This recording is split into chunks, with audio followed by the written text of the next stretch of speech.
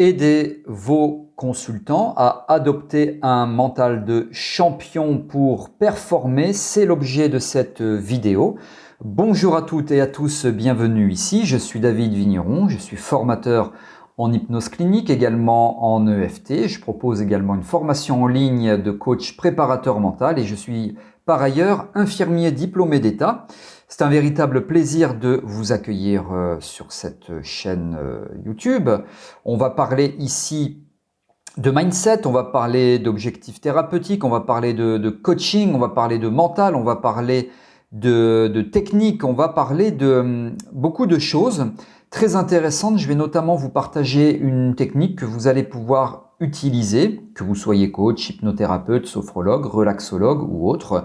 Juste avant cela, je vous précise que vous avez la possibilité de vous abonner à ma chaîne YouTube. Pour cela, cliquez sur le bouton s'abonner et activez la cloche de notification pour être informé. Donc, lorsque je sors de nouvelles vidéos, c'est gratuit, profitez-en.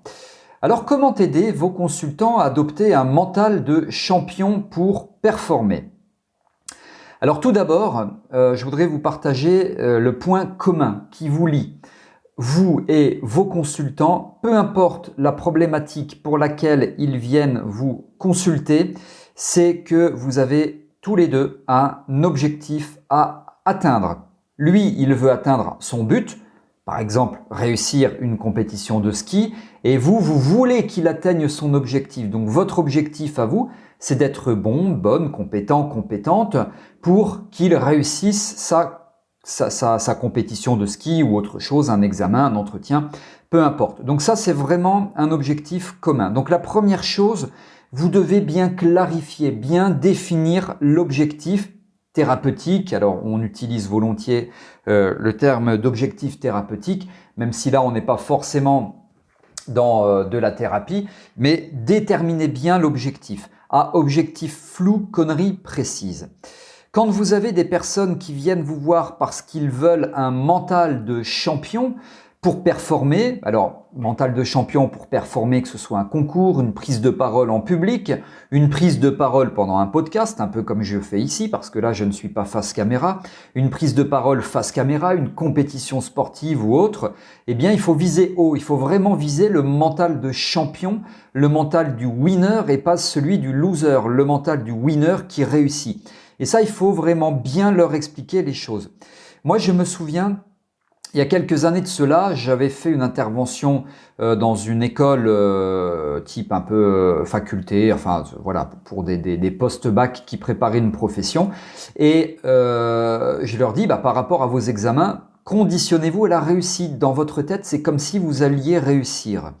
Et j'ai une jeune fille qui me dit, moi, et c'était très intéressant, qui me dit, moi, je m'imagine ne pas réussir, comme ça, si j'échoue, j'ai pas de mauvaise surprise, parce que c'est ce que je me suis imaginé, et si je réussis, j'ai une bonne surprise. Donc, dans les deux cas, globalement, je suis pas ou peu déçu parce que je m'y suis préparé et je ne peux avoir par conséquent qu'une bonne surprise si je réussis. Alors, c'est très intéressant son propos et moi, fut un temps, j'ai effectivement raisonné comme cela aussi. Mais je lui pose cette question. Je lui dis, alors, maintenant, imaginons, enfin, c'est pas imaginons, c'est que se passe-t-il ? Puisque tu te conditionnes à l'échec, finalement, c'est ça, parce que tu imagines que tu vas pas réussir, que tu vas te planter, donc tu te conditionnes à l'échec. Alors, qu'est-ce qui se passe ? Quelles sont les conséquences sur toi ? Eh bien, elle me dit, j'ai des insomnies, quelques jours ou quelques semaines avant, je dors très mal, je suis stressé, j'ai une boule dans la gorge, je suis angoissé, je suis irritable, etc.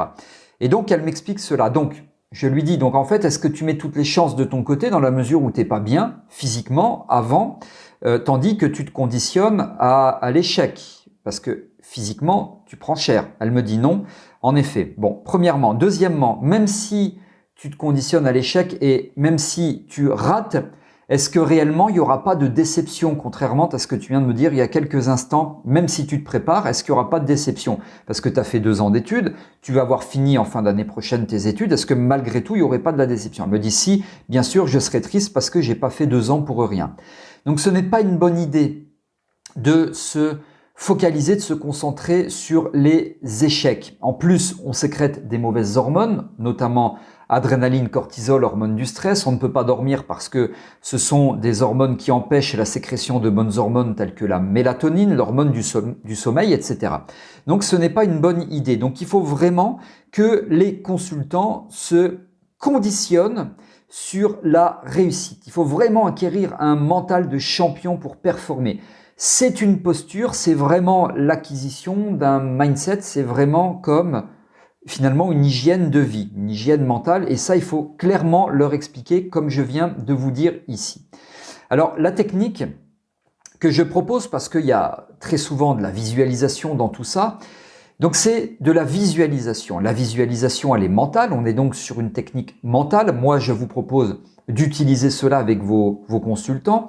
Donc technique mentale, cette visualisation qui permet d'imaginer dans leur tête ce qu'ils souhaitent véritablement réussir.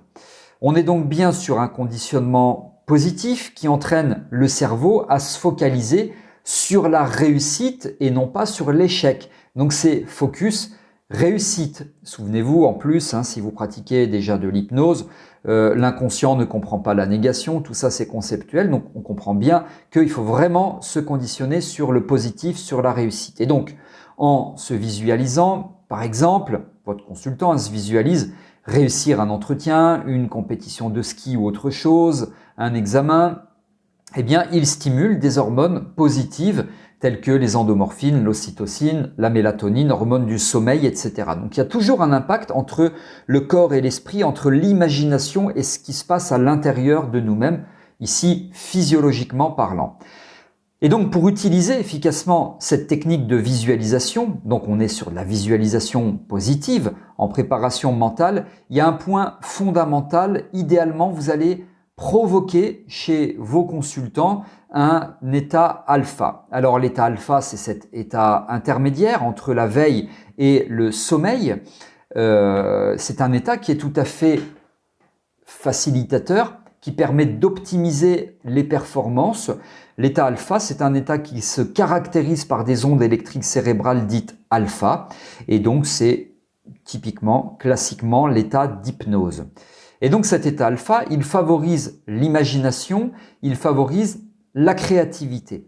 Donc vous allez amener votre consultant dans cet état modifié de conscience, cet état alpha, durant lequel il s'imagine sa compétition. Alors sa compétition ou l'événement. Mais ce qui est très important, c'est qu'il doit intégrer un maximum de détails dans la visualisation, c'est-à-dire tout ce qui est le VACOG, visuel, auditif, kinesthésique, olfactif, gustatif et synesthésique, c'est-à-dire qu'il ressent la joie, le bonheur, la gratitude, le soulagement, la sérénité, la plénitude, la fierté, etc.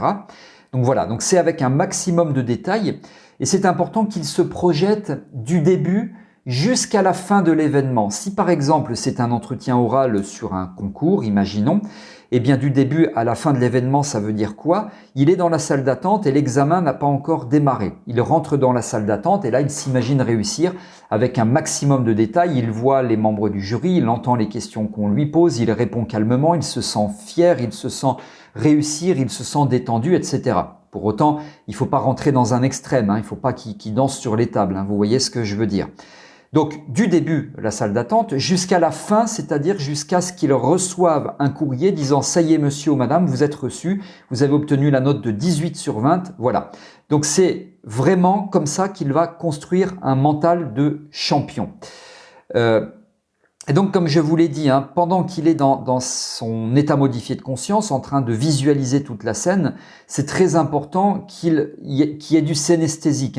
Il est détendu, il réussit, il parle posément, calmement, il se sent vraiment relâché, etc. Et quand il reçoit les résultats ou quand il y a l'annonce dans un micro, si c'est une compétition sportive, ça y est, vous avez réussi, eh bien c'est la fierté, c'est c'est la joie, c'est la gratitude, hein, c'est tout ça. Voilà. Donc tout ça, c'est vraiment très important. À la question, est-ce qu'il faut provoquer un état modifié de conscience, donc un état d'hypnose très profond? Je réponds non, il n'y a pas besoin d'un état modifié de conscience très profond. On n'est pas au bloc opératoire, donc un état modifié de conscience relativement light, hein, pas très profond. Donc vous avez compris, très léger, ça suffit amplement. Voilà tout ce que je souhaitais vous dire ici. Si vous voulez vous-même devenir coach préparateur mental, eh bien, je propose une formation en ligne. Vous avez sous cette vidéo tous les détails de cette formation. Elle dure à peu près 30 heures. Vous avez en plus la possibilité de régler en 2 fois.